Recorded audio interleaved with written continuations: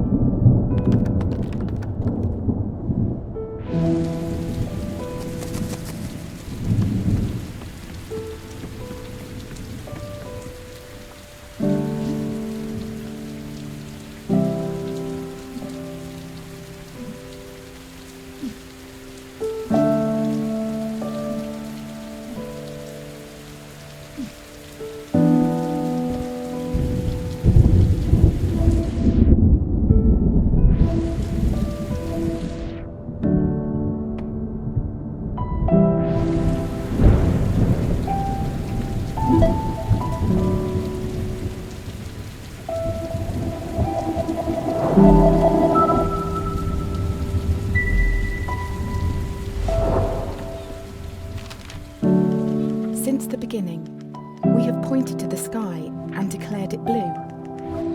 It is this shared vision, this unquestioned understanding which connects us. But are you really seeing blue the same way I see it? Perhaps blue is nothing more than a shade of grey to you. Perhaps everyone in this world sees nothing but shades of grey. Don't you see, Hugh? This is why we're here.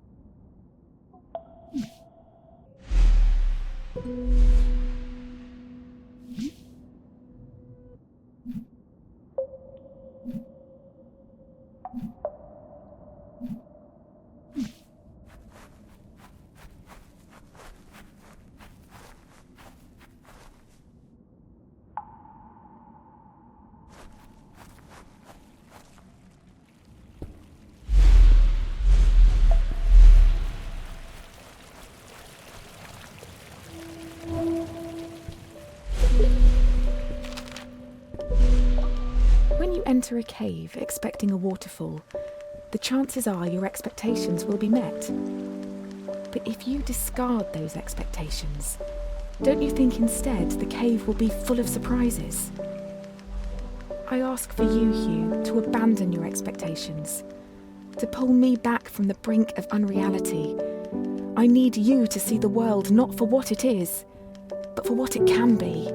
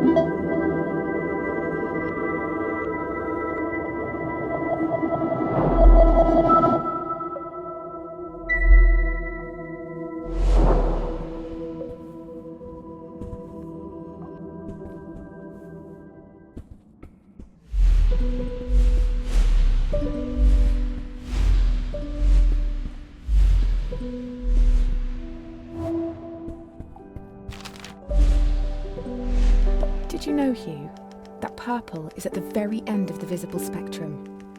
It's the hardest colour for our eyes to distinguish.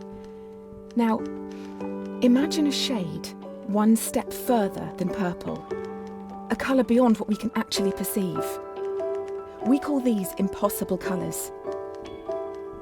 And I fear that this is where I currently reside. If reality is rooted in our perception, and you cannot perceive me, do I even exist to you? I'm sure that I do. I mean, you're reading this letter, or at least I hope you are. I'm sorry, but existing in this strange state of impermanence does funny things to you, Hugh. It makes you question what is real.